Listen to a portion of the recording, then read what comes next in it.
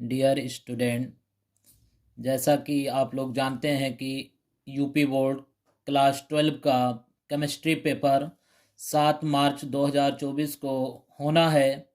तो आइए हम सबसे पहले बात करते हैं कि UP board chemistry paper class 12 के लिए कौन कौन से लेसन से कौन कौन से क्वेश्चन ज़्यादा इम्पोर्टेंट हैं या बार बार कौन कौन से क्वेश्चन पूछे जाते हैं या सवाल किए जाते हैं या प्रीवियस ईयर में कौन से क्वेश्चन आपको ज़्यादा देखने को मिलते हैं, उसी का संश्लेषण करते हुए उसी को पूरा विस्तार पूर्वक पढ़कर हमने एक शॉर्ट नोट में क्वेश्चन को बनाया है। उस क्वेश्चन को आप अगर ज़्यादा से ज़्यादा पढ़ कर जाएंगे तो 7 मार्च को केमिस्ट्री का पेपर जो होने वाला है क्लास 12 का यूपी बोर्ड में, उसमें आपको ज़्यादा से ज़्यादा फ़ायदा पहुँचेगा। तो आइए सबसे पहले हम बात करते हैं बिलियन चैप्टर से जो क्वेश्चन किए गए हैं। आप लोग देख रहे हैं कि ये वीडियो लिखकर पेपर पर बनाया गया है, क्योंकि इसमें सिर्फ आपको क्वेश्चन ही प्रोवाइड किया जाएगा और इन क्वेश्चन के जो आंसर मिलेंगे वो आपको यूट्यूब चैनल पर यानी कि केमिस्ट्री विथ अव्वल सर के चैनल पर आपको इनके आंसर भी मिलेंगे, वीडियो में मिलेंगे। आइए सबसे पहले हम इन क्वेश्चनों को पढ़ते हैं और देखते हैं कि क्वेश्चन क्या क्या मेन इम्पोर्टेंट हैं। जैसा कि आप देख रहे हैं important question class 12 chapter number 1 solution. सबसे पहले क्वेश्चन किया गया है कि राउल्ट के नियम को परिभाषित कीजिए तथा इसकी सीमाएं लिखिए। क्वेश्चन में आता है, ये क्वेश्चन बहुत आता है कि राउल्ट के नियम को परिभाषित कीजिए और इनकी सीमाओं को लिखिए। दूसरा है प्रतिप्रासरण का उदाहरण सहित अर्थ स्पष्ट करना है। तीसरा क्वेश्चन विलयन के प्रासरण दाब को समझाइए। विलयन के प्रासरण दाब एवं विलय के मोलर द्रव्यमान में संबंध स्थापित कीजिए। ये बहुत ही इंपॉर्टेंट क्वेश्चन है। चौथा दिया गया है मोलर उन्नयन स्थिरांक और मोलल उन्नयन स्थिरांक में अंतर स्पष्ट कीजिए और इनके सूत्र लिखिए। क्वथनांक उन्नयन से आप क्या समझते हैं। नेक्स्ट क्वेश्चन वाष्प दाब में आपेक्षिक अवनमन से आप क्या समझते हैं। विलय के वाष्प दाब एवं मोल प्रभाज में आपेक्षिक अवनमन के बीच में संबंध का व्यंजक लिखना है। सातवां क्वेश्चन हिमांक अवनमन को परिभाषित कीजिए। हिमांक अवनमन एवं मोलर द्रव्यमान से संबंधित स्थापित कीजिए, संबंध स्थापित कीजिए।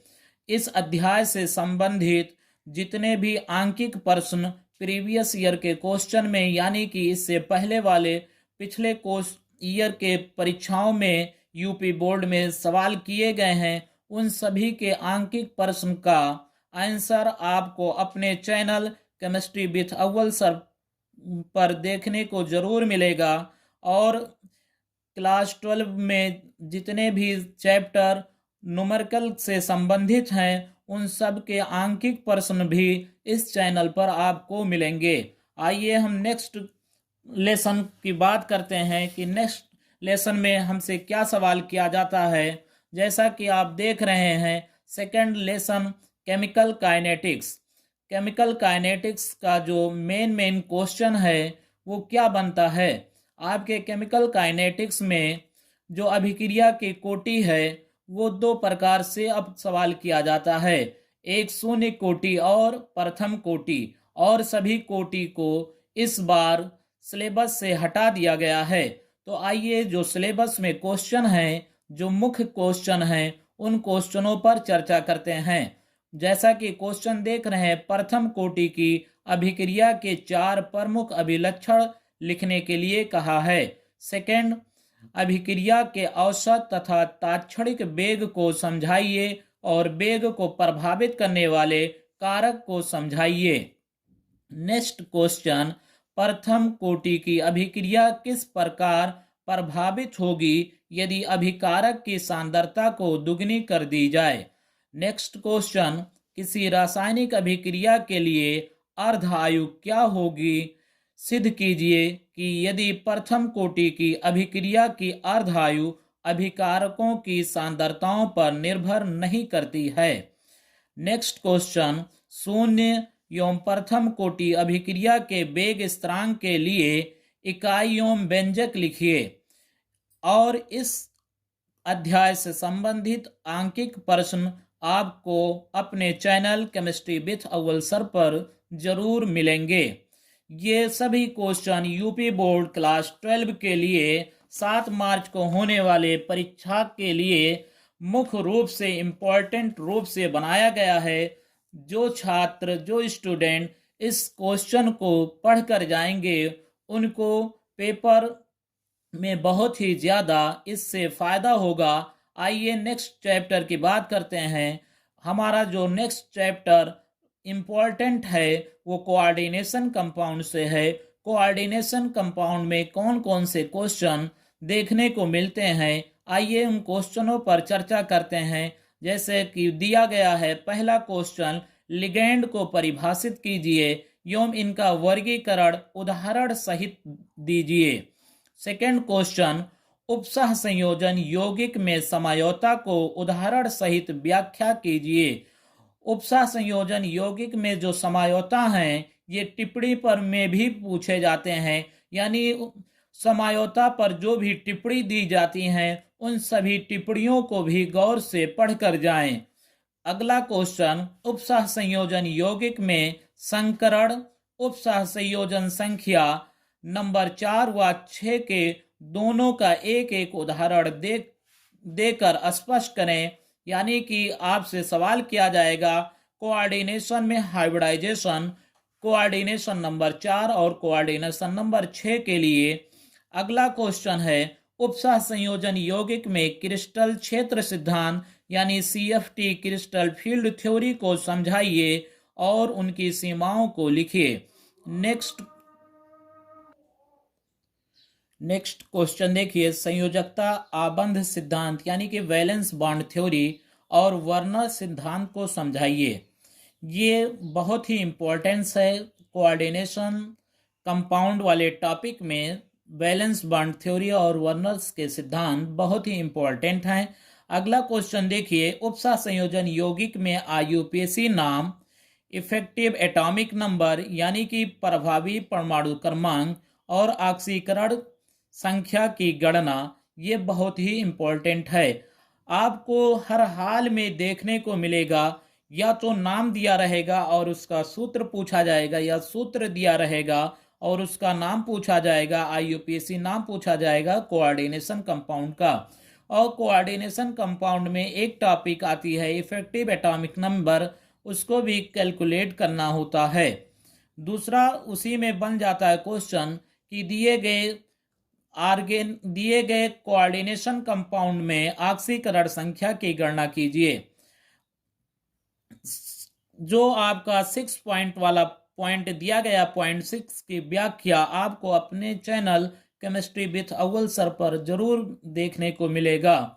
आप अगर कोऑर्डिनेशन केमिस्ट्री का IUPAC नाम देखना चाहते हैं तो चैनल को जरूर वॉच करें। आइए नेक्स्ट टॉपिक देखते हैं। नेक्स्ट लेसन पर हम चलते हैं, बायोमॉलिक्यूल्स यानी जैव अणु। जैव अणु में कौन सा क्वेश्चन इंपॉर्टेंट है और कौन कौन सा क्वेश्चन लगभग एग्जाम में बार बार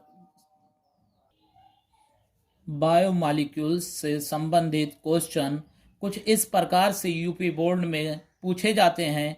आइए उन क्वेश्चनों पर हम चर्चा करते हैं। फर्स्ट क्वेश्चन, कार्बोहाइड्रेट को परिभाषित करना और उनका वर्गीकरण। ये बहुत ही इम्पोर्टेंट क्वेश्चन है। इसको में सवाल किया जाता है, ये बार बार लगभग देखने को मिलता है कि कार्बोहाइड्रेट को परिभाषित कीजिए और इनका वर्गीकरण कीजिए। कार्बोहाइड्रेट से संबंधित और भी एक क्वेश्चन बनता है कि कार्बोहाइड्रेट के प्रमुख स्रोत एवं कार्य लिखिए। सेकंड क्वेश्चन देखिए, एमिनो एसिड और प्रोटीन को परिभाषित कीजिए। प्रोटीन के प्रमुख स्रोत एवं शरीर में उसके कार्य लिखिए। प्रोटीन के विकृतीकरण को स्पष्ट कीजिए। नेक्स्ट क्वेश्चन देखें, न्यूक्लिक एसिड से बनता है। न्यूक्लिक एसिड को समझाइए। न्यूक्लियोसाइड एवं न्यूक्लियोटाइड को स्पष्ट कीजिए। DNA एवं RNA में अंतर स्पष्ट कीजिए। आइए इलेक्ट्रोकेमिस्ट्री से समझ लेते हैं। इलेक्ट्रोकेमिस्ट्री में बहुत ही कम लिखने के लिए थ्योरी में दिया जाता है और इससे ज़्यादा न्यूमेरिकल भी बनते हैं। आइए समझते हैं वो कौन कौन से क्वेश्चन देखने को जरूर मिलते हैं। पहला क्वेश्चन, फैराडे द्वारा प्रस्तुत विद्युत अपघटन के प्रथम एवं द्वितीय नियम को स्पष्ट कीजिए। अगला क्वेश्चन, नेल्सन समीकरण तथा रासायनिक सेलों में अनुप्रयोग। अगला क्वेश्चन, कोलराउस का नियम एवं अनुप्रयोग उदाहरण सहित। और इलेक्ट्रोकेमिस्ट्री में आंकिक प्रश्न में मुख्य रूप से ईएमएफ, इलेक्ट्रोमैग्नेटिक फोर्स या नर्नस समीकरण पर सवाल किए जाते हैं।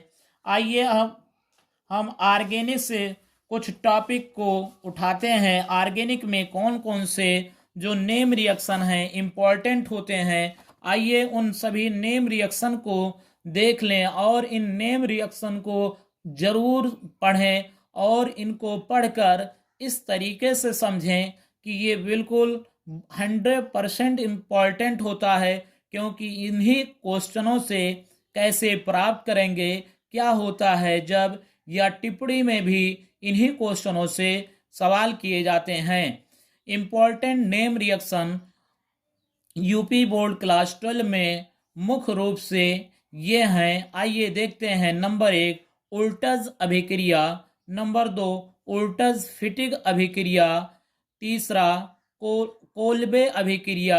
नेक्स्ट, राइमर टीमन अभिक्रिया। नेक्स्ट, सैंडमायर अभिक्रिया। विलियमसन संश्लेषण। कैनिजारो अभिक्रिया। एल्डोल संघनन। हुंसडीकर अभिक्रिया। स्मिथ अभिक्रिया। HBZ यानी कि हेल ओलार्ड जेलेंस्की अभिक्रिया। रोजेनमुंड अभिक्रिया। क्लेजन स्मिथ अभिक्रिया। कार्विल एमीन अभिक्रिया। हाफमान ब्रोमाइड अभिक्रिया।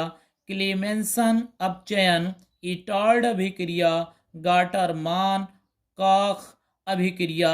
ये इम्पॉर्टेंट नेम रिएक्शन हैं। इन रिएक्शन से आपको टिप्पणी में और कैसे प्राप्त करेंगे या क्या होता है जब ये अभिक्रिया जरूर देखने को मिलती हैं।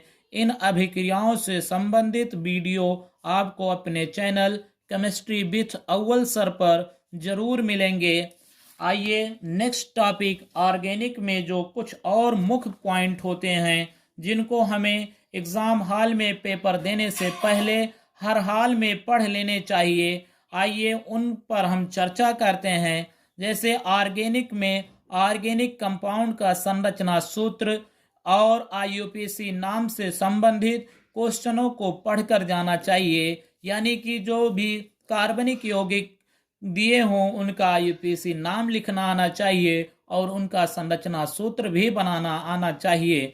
सेकंड पॉइंट बहुत ही इम्पोर्टेंट होता है कि क्या होता है जब केवल रासायनिक समीकरण देना होता है। अगला क्वेश्चन, कैसे प्राप्त करेंगे, इसमें भी केवल रासायनिक समीकरण देना होता है। नेक्स्ट 2 टॉपिक बहुत ही इम्पोर्टेंट हैं जो ऑर्गेनिक में बहुत ही इम्पोर्टेंट हैं, जैसे कि ग्रिग्नार्ड रिएजेंट से संबंधित रिएक्शन और बेंजीन डाइजोनियम साल्ट से संबंधित रिएक्शन। उसके बाद आपके 2 विभेद करने के लिए पॉइंट दिए जाते हैं, जिसमें देखिए प्राइमरी, सेकेंडरी और टर्सरी अल्कोहल में विभेद करने वाली विधि सवाल की जाती है। इसी प्रकार से प्राइमरी, सेकेंडरी व टर्सरी एमीन्स में भी विभेद करने की विधि पूछी जाती है और एल्डिहाइड व कीटोन में भी अंतर करने की विधि सवाल की जाती हैं। ये सब क्वेश्चन यूपी बोर्ड क्लास 12 के लिए बनाए गए हैं। आपका पेपर 7 मार्च 2024 को होना है। ये पेपर बहुत ही इम्पोर्टेंट होंगे। अगर इन सभी क्वेश्चन को आप पढ़कर जाएंगे तो आपका 100% लगभग पूरा कंप्लीट हो जाएगा और आपको केमिस्ट्री में कोई भी दिक्कत नहीं होगी। साइंस केमिस्ट्री से संबंधित जानकारी के लिए इस चैनल पर आप बने रहें। यह चैनल आपका अपना चैनल है। जिंदगी कांटों का सफर है, हौसला इसकी पहचान है। जिंदगी कांटों का सफर है, हौसला इसकी पहचान है। रास्ते पर तो सभी चलते हैं, जो रास्ता खुद बनाए वही महान है। हर मुश्किल से निपटना तेरे लिए आसान होगा, अगर तेरे अंदर हौसलों से उड़ान भरने का हुनर होगा।